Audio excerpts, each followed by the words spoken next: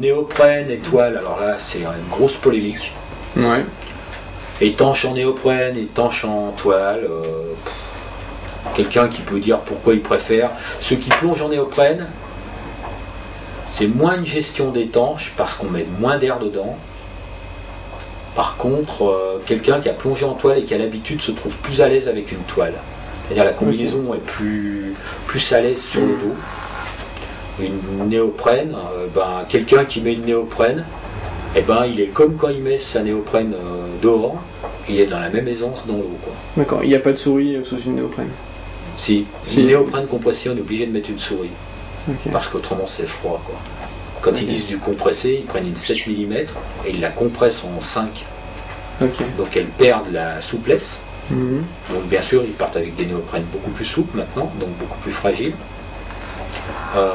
Il la comprime, donc elle est obligée un néoprène qui a été comprimé est plus dur, c'est tout. Donc voilà le problème qu'il y a. Mais on est obligé de mettre une souris, sinon c'est très froid.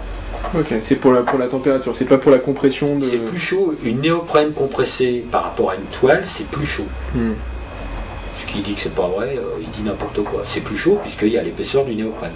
Par contre, on rajoute des plombs. Donc après, il faut savoir qu'en étanche, on rajoute à peu près 4 kg au début, par rapport à une néoprène standard humide. 4 kg de plus si c'est une néoprène, on en rajoute. Combien? Ça dépend des personnes. Donc ça commence à faire beaucoup de poids sous le dos. Souvent, les néoprènes, les chaussons sont beaucoup plus épais, donc il faut avoir 2 paires de palmes. Ça, c'est pas mal à voir. Qu'à y penser quand on achète une néoprène, il faut penser qu'il va falloir acheter une 2e paire de palmes. Parce que plus large, quoi. Ouais, plus large. Alors qu'une toile, on n'a pas besoin. D'accord. Quoi d'autre? Cagoule attenante, non attenante, c'est beaucoup mieux non attenante. Déjà, ça passe beaucoup mieux au niveau de la tête. Et après, quand la cagoule parce qu'on est quand même avec une étanche dans une eau froide à la base. Donc quand la cagoule commence à craquer, il faut renvoyer la combinaison à l'usine. Alors qu'autrement, on rachète une cagoule à 15 € ou 30 €, ça dépend des modèles. Et c'est reparti. Le lendemain, on plonge avec. Donc c'est toujours bon à y penser.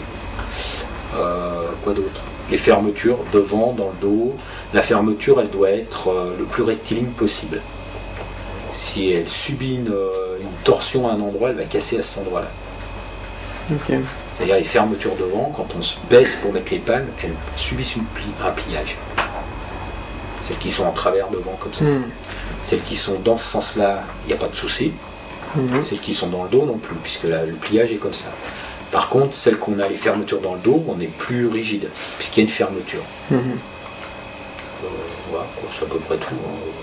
Après, bon courage. Bon courage pour les étanches.